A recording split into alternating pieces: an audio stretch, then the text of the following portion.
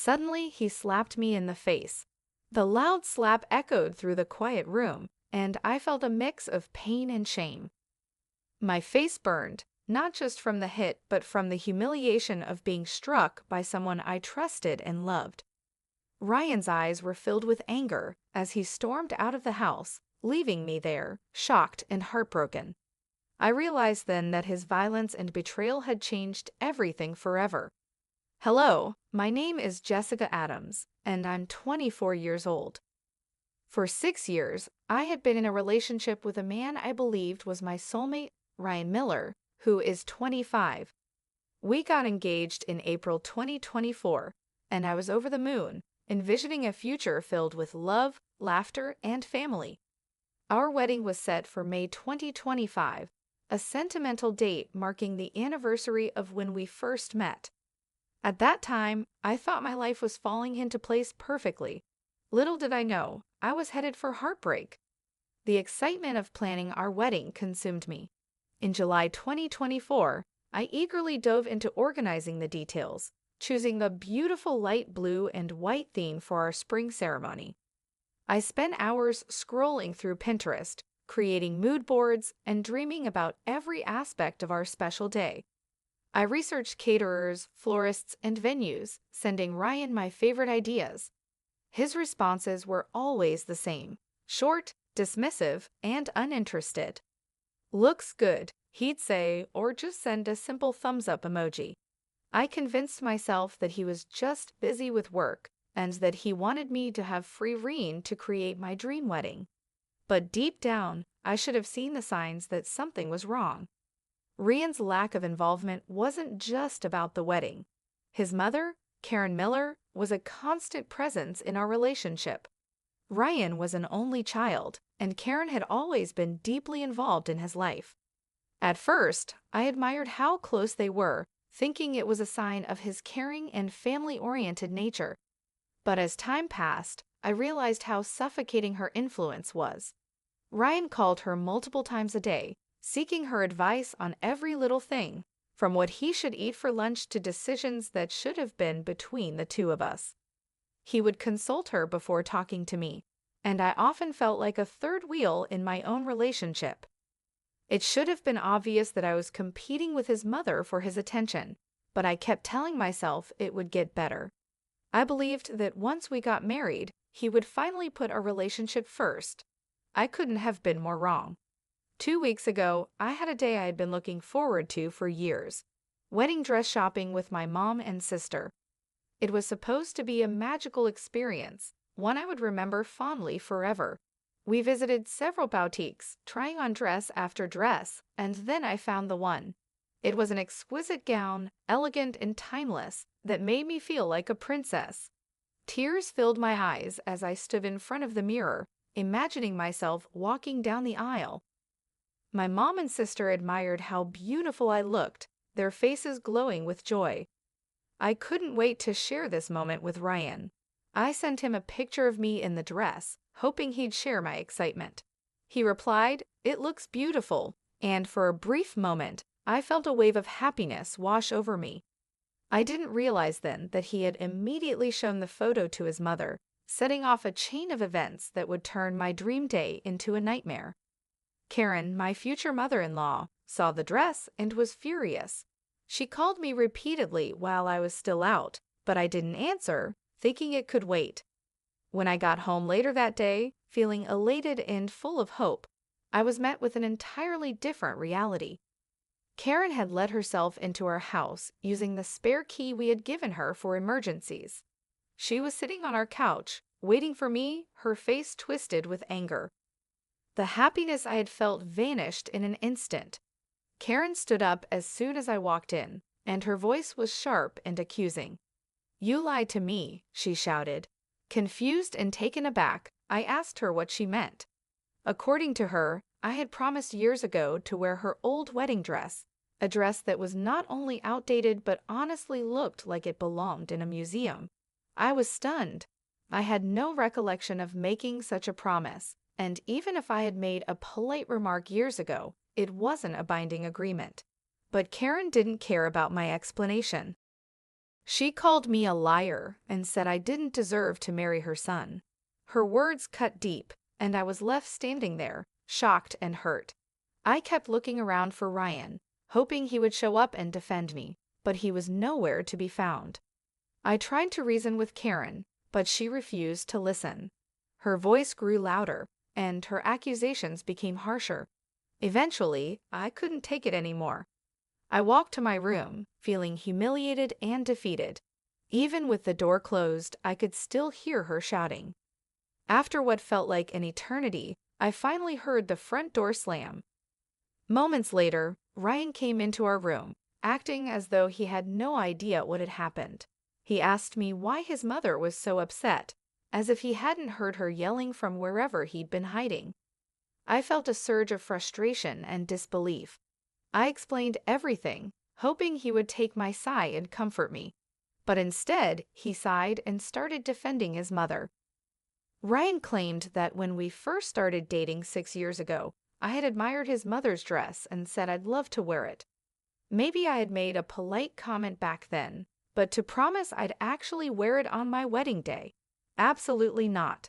Still, Ryan insisted that I was being unreasonable and that his mother had a right to feel hurt. I went to bed that night feeling completely alone, my heart heavy with disappointment.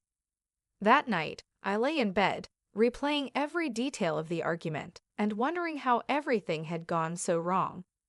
The man I had loved and trusted for 6 years had chosen to stand by his mother, even when she was clearly in the wrong. I tossed and turned, feeling a growing sense of unease and heartbreak.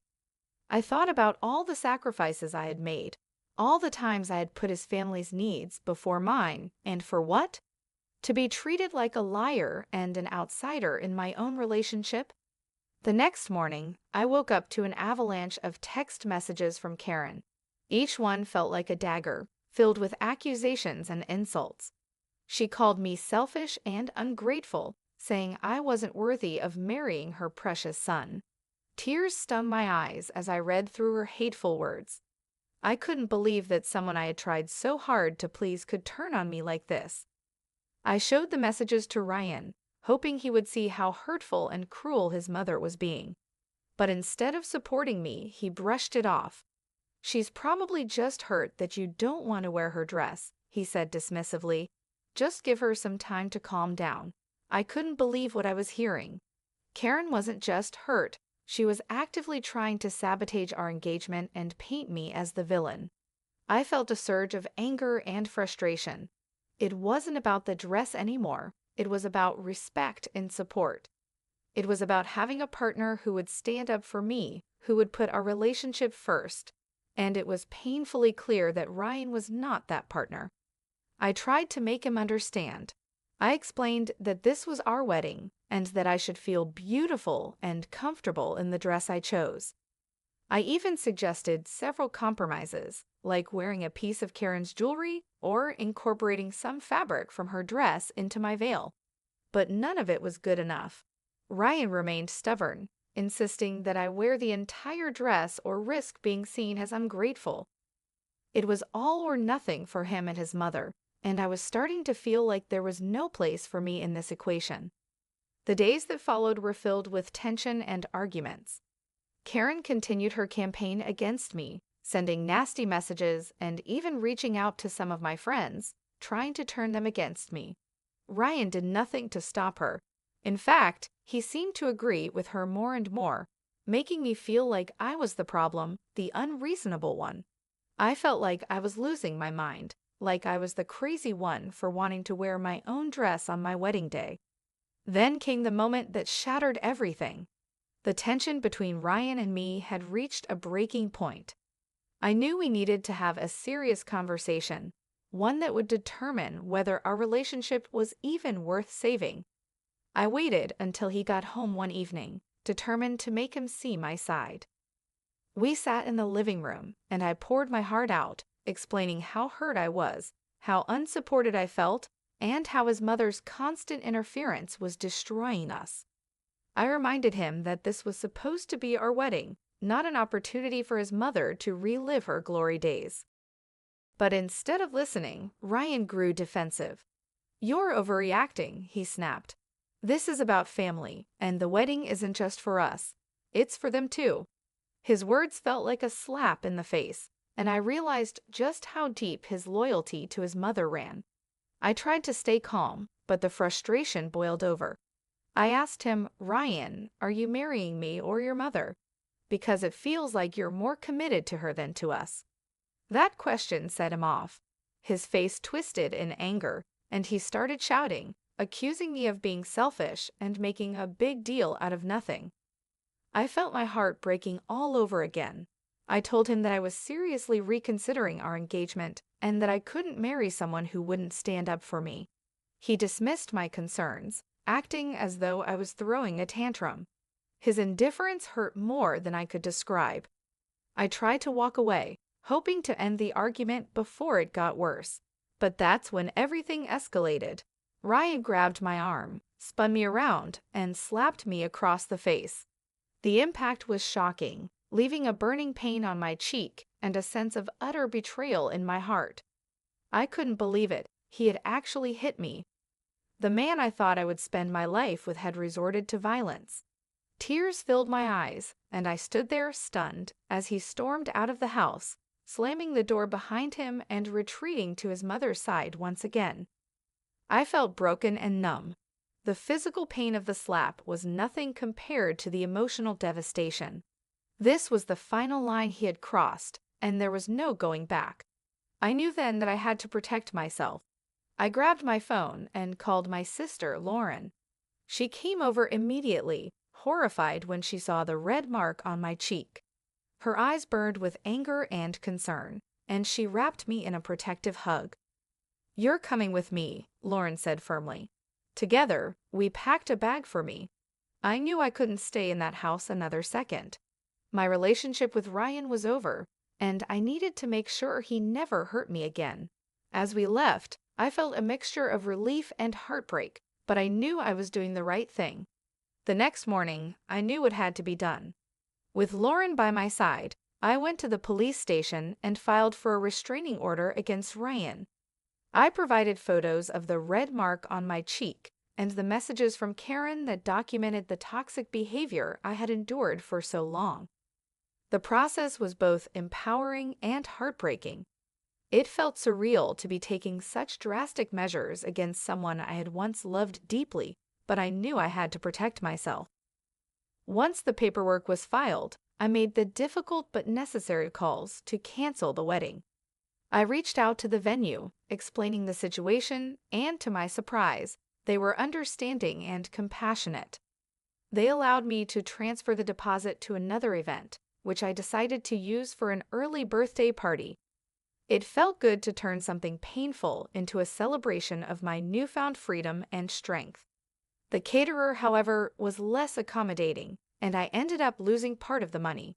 But at that point, I was just relieved to be free of the wedding drama. The engagement ring, a symbol that had once held so much hope, felt like a heavy burden. Ryan had refused to take it back, claiming it was a gift. I didn't want to keep it, so I decided to sell it and donate the proceeds to a domestic violence shelter. It was a small way to turn something painful into something meaningful, and it gave me a sense of closure. Despite the restraining order, Karen wasn't done trying to control the narrative. She launched a smear campaign against me, using every social media platform she could to spread lies. She called me a selfish, ungrateful bride who had broken her son's heart, and even reached out to some of my family members, hoping they would take her side. But my family and true friends saw through her manipulations and stood firmly by me. It was comforting to know that I had people in my corner who believed in me and supported my decision. Ryan, on the other hand, was a mess. He swung between begging for forgiveness and blaming me for everything that had happened. He showed up unannounced at my new apartment one evening, tears streaming down his face, pleading with me to take him back. The sight of him, once so familiar and now so unwelcome, made my skin crawl. I had to threaten to call the police before he finally left, and it only solidified my resolve. There was no turning back. To find peace and move forward, I leaned heavily on my support system. My parents, who had been furious when they learned about everything, helped me move the last of my belongings out of the apartment I had shared with Ryan. They also offered to cover any legal fees I might need, reminding me that I was not alone. Some of my friends were incredibly supportive, but there were a few who couldn't understand why I hadn't just worn the dress to keep the peace. Those friendships became strained, but in the end, I realized it was for the best. This experience had shown me who my true friends were. As the weeks passed, I slowly started to rebuild my life. The early birthday party I had thrown at what would have been our wedding venue turned out to be a beautiful celebration. Surrounded by people who genuinely loved and supported me, I laughed and danced, feeling a lightness I hadn't felt in years. The joy and laughter that filled the room were a reminder of the strength I had gained and the freedom I had fought for. It was a day I would never forget, not because of the pain that had led up to it, but because of the healing and happiness that followed. Lauren and I also made the most of what was supposed to be my honeymoon trip. We traveled to Paris, a destination I had always dreamed of visiting, and turned it into an unforgettable sister adventure. We explored the streets of the city, indulged in French cuisine, and shared deep conversations that made me feel whole again. It wasn't the romantic escape I had once envisioned, but it was exactly what I needed. A trip that celebrated love and resilience in a different, but equally meaningful way. Back home, I focused on healing. I started going to therapy, where I unpacked the emotional scars from my relationship with Ryan. It was hard to confront the red flags I had ignored, the compromises I had made, and the self-worth I had lost along the way. But each session helped me understand myself better and taught me to trust my instincts. It also gave me the tools to set boundaries and recognize my own value, ensuring I would never settle for anything less than the respect and love I deserved. Ryan and Karen eventually faded into the background of my life, especially after the restraining order and mutual no-contact agreement were finalized. Ryan's desperate attempts to win me back gradually stopped, and Karen's smear campaign lost steam as people realized the truth. One unexpected message came from Ryan's father, who privately reached out to apologize for everything. He admitted that he understood my decision and wished me the best, a small gesture that meant more than I could have imagined. My family remained my rock throughout it all. My mom and dad, who had been furious about the slap and the abuse I had endured, never wavered in their support. My friends, for the most part, rallied around me, and those who truly cared showed up for me in ways I would always be grateful for. The ones who didn't understand why I had taken a stand drifted away, but that, too, was part of the healing process. I had learned to surround myself only with those who lifted me up. The engagement ring, which had once symbolized a future full of hope, was now a painful reminder of what I had survived. Selling it and donating the money to a domestic violence shelter was one of the most empowering things I had done. It felt like a way to reclaim my power and turn my suffering into something that could help others. People often ask me if I have any regrets. The truth is, I don't. This experience, as painful as it was, taught me some of the most important lessons of my life. I learned to trust myself, to never settle for less than I deserve, and to value my own happiness and well-being. I'm not ready to start dating again, but I know that when I am, I'll approach relationships with a clearer understanding of what I want and need. I'll never ignore red flags again, and I'll always prioritize respect and partnership over anything else. For now, I'm content focusing on myself. I've started pursuing hobbies I had put on hold, spending more time with friends and family, and rediscovering who I am outside of a relationship. I'm stronger, wiser, and more resilient than I ever thought I could be. And for the first time in a long time, I'm genuinely hopeful for what the future holds. Thank you for joining me on this emotional journey. If this story moved you, made you think, or kept you hooked until the end, I'd love to hear your thoughts.